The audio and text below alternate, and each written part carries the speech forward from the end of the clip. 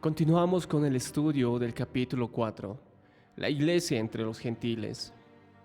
Estudiaremos desde el concilio de Jerusalén 50 años después de Cristo hasta el martirio de San Pablo 68 después de Cristo. ¿Qué es el concilio de Jerusalén?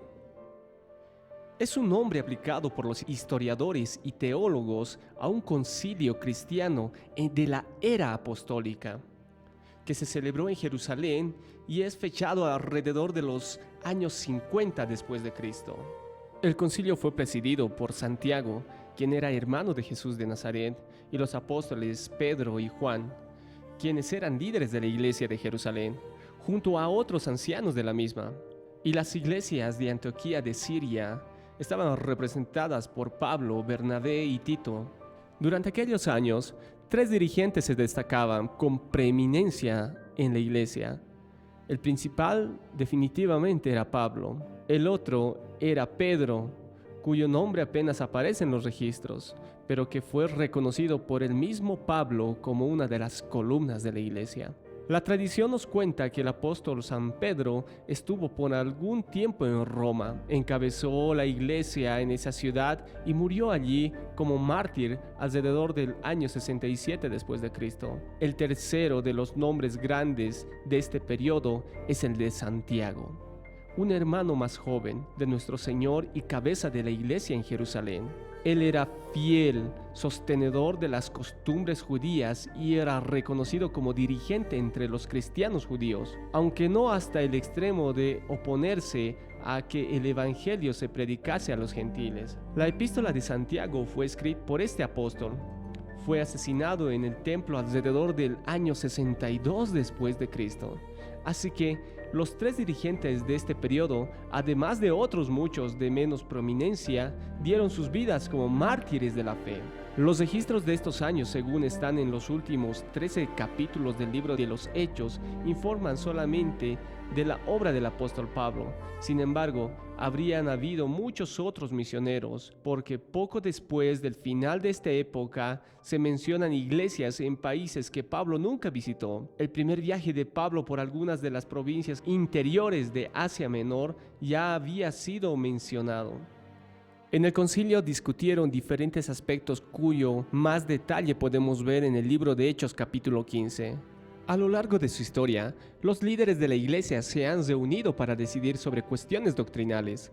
Los historiadores reconocen 7 concilios ecuménicos en la historia inicial de la iglesia, en especial los concilios de Nicea, que fue llevado a cabo el 325 después de Cristo, y Calcedonia 451 después de Cristo. No obstante, el concilio más importante fue el primero, a saber, el concilio de Jerusalén, porque estableció la respuesta a la pregunta doctrinal más importante: ¿qué debe hacer una persona para salvarse? Los apóstoles y los ancianos se opusieron con firmeza a todos los esfuerzos para imponer el legalismo y sus rituales como requisitos previos y necesarios para la salvación.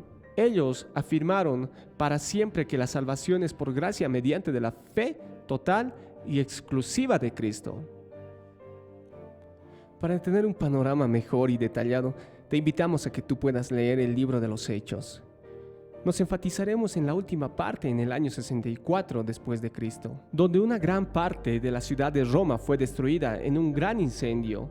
Se ha dicho que el fuego fue iniciado por Nerón, el peor de todos los emperadores romanos. Pero esto se discute. Es cierto que la opinión pública acusó a Nerón de este crimen, a fin de librarse. Nerón declaró que había sido los cristianos los que incendiaron la ciudad y dio comienzo a una terrible persecución.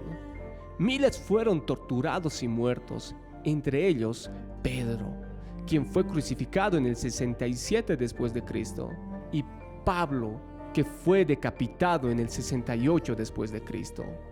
Estas fechas no son muy seguras. Los apóstoles pueden haber sufrido un martirio 1 o 2 años antes. Es una de las venganzas que registra la historia que aquellos jardines de Nerón, donde fueron quemados multitudes de cristianos como antorchas vivas, mientras el emperador se paseaba en su carruaje. Son ahora el asiento del Palacio del Vaticano, el hogar del Pontífice Católico Romano y del Templo de San Pedro, el edificio más grande de la fe católica romana.